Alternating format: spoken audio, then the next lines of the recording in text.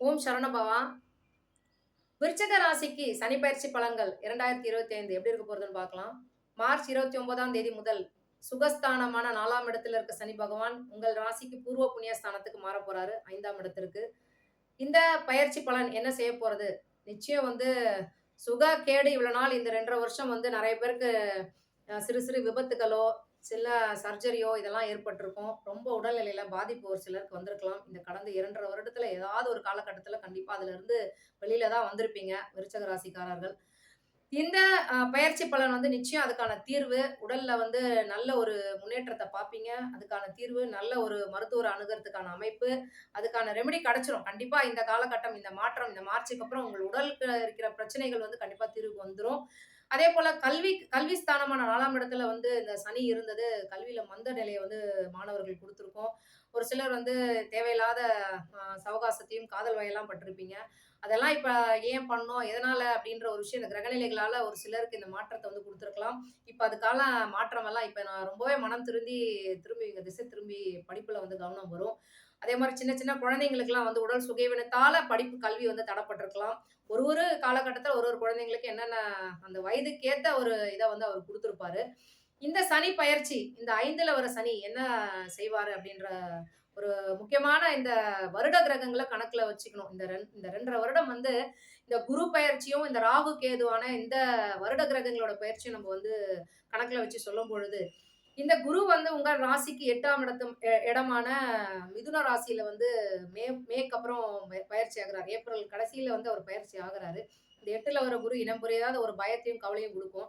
அ இது என்னடா இப்பதான் வந்து சனி நகர்ந்தாரு. இப்ப திருப்பி குருவ பத்தி பேசுறோம்னு நெனைக்க வேண்டாம். இந்த 2 1/2 வருடம் முக்கியமா இந்த 2 1/2 வருடத்துல நடுவுல வர இந்த குரு வந்து ஒரு எதிர்கால பய உணர்வு வந்து ஏன்னா இவ்வளவு நாள் என்ன கடந்து வந்தீங்களோ, இது இருக்குமோ, அதனால இது இருக்குமோ அப்படின்ற ஒரு கற்பனை உணர்வ வந்து கண்டிப்பா குடுக்கும். அது தேவையில்லாத பயம் தான். இருந்தாலும் அந்த ஸ்தானத்துக்குன்னு ஒரு ஸ்தான பலத்த வந்து அவர் கண்டிப்பா செய்வாரு. அந்த ஒரு விஷயத்துல இந்த குரு வந்து இந்த 8ல குரு வந்து இனம் புரியாத ஒரு பயத்தையும், கவலையும் குடுக்கும். இது நம்மளுக்கு வந்து முடியுமா? முடியாதா?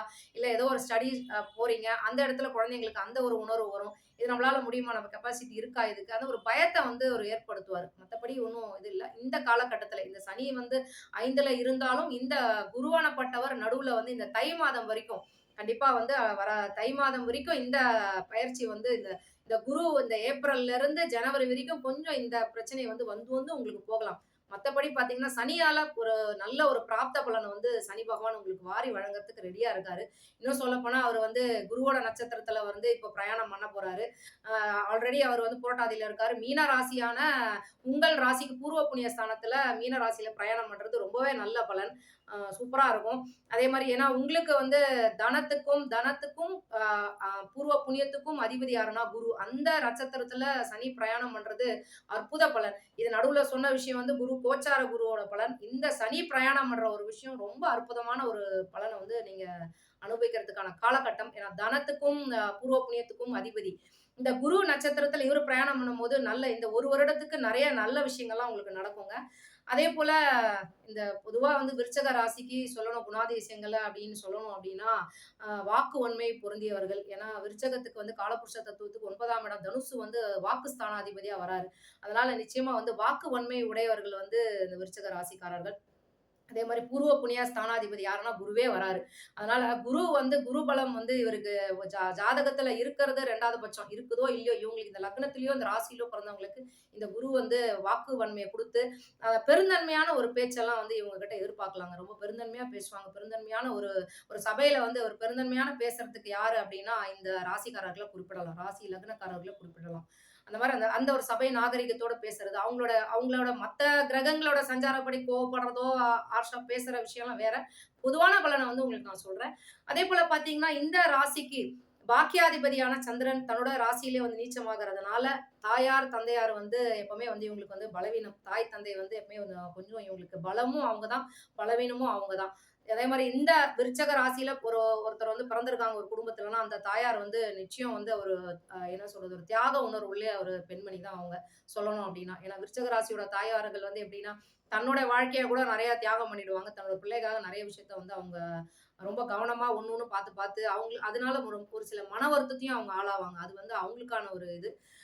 பொதுவா இந்த பொது பலன் இது வந்து நான் பின்னால வர வீடியோல பொதுவான இதெல்லாம் சொல்றேன். இந்த சனி பயிற்சியில சொல்லணும் அப்படின்னு பார்த்தீங்கன்னா, இந்த 5ல வந்த சனி நிச்சயம் அதேபோல இந்த குருவோட நட்சத்திரத்துல போற இந்த 1 வருட காலகட்டத்துல நீங்க திருவிடைமருதூர் கும்பகோணத்துல இருக்க திருவிடைமருதூர் குரு சனி சேர்க்கைக்கான ஒரு பரிகார ஸ்தலம் அது. நீங்க இந்த நட்சத்திரத்துல இது சேர்க்கை இருக்கணும் அப்படின்ற ஒரு விஷயத்த விட்டுருங்க. இருக்கணும், இல்லாத ஒரு குரு சனி சேர்க்கை இருக்கு ஜாதகத்துல இல்லனாலும் இந்த காலகட்டத்துல ஏன்னா உங்களுக்கு பூர்வ புண்ணிய ஸ்தானத்துல குருவோட நட்சத்திரமும், சனியோட நட்சத்திரமும் வீற்றிருக்கும் ஒரு ராசி வந்து மீனம். அது வந்து உங்களுக்கு பூர்வ புண்ணிய ஸ்தானம். அந்த இடத்துல வந்து சனி பிரயாணம் பண்ற இந்த காலகட்டத்துல நீங்க திருவிடைமருதூர் இந்த வருடத்துக்குள்ளே இந்த 1 வருடத்துல முடிஞ்சா ஒரு வாட்டியாவது அந்த அந்த கோயில்ல போய் மிதிச்சுட்டு வாங்க. ரொம்ப நல்ல மாற்றத்த வந்து எதிர்பார்க்கலாம். இதுவே ரொம்ப போதுமான விஷயம் தான் எனக்கு தெரிஞ்சு. இத தவிர வந்து நீங்க வந்து சனி பகவானுக்கு என்னலாம் குடுக்கணும் அப்டின்னா, ஊனமுற்றோர்களும், துப்புரவு பணியாளர்களுக்கு, காகத்துக்கு, அதே மாதிரி எரும, மாடு இவங்க வளர்க்குறவங்களுக்கு இதெல்லாம் வந்து உணவு குடுத்து உங்களால முடிஞ்ச ஒரு விஷயத்த வந்து நீங்க செஞ்சுட்டே வந்தீங்கனாலே போதுமான விஷயம். அதே மாரி பசுமாட்டுக்கு தவறாம வந்து உணவு குடுங்க. இதெல்லாம் வந்து ஏன்னா, பசு வந்து உத்திரட்டாதி நட்சத்திரம் அப்படின்ற ஒரு அ அ ஒரு நட்சத்திரம் வந்து பார்த்தீங்கன்னா, பசு வந்து குறிக்கிற ஒரு நட்சத்திரம். அந்த நட்சத்திரம் அதேபோல அந்த இடத்துல வந்து சனி பகவான் பிரயாணம் பண்ண போறாரு. அடுத்த அந்த புரட்டாதிக்கு அப்புறம் உத்திரட்டாதிக்கு போறாரு. நம்ம நட்சத்திர ரீதியா பலன வந்து பிற்பகுதியில வந்து நம்ம பார்க்கலாம்.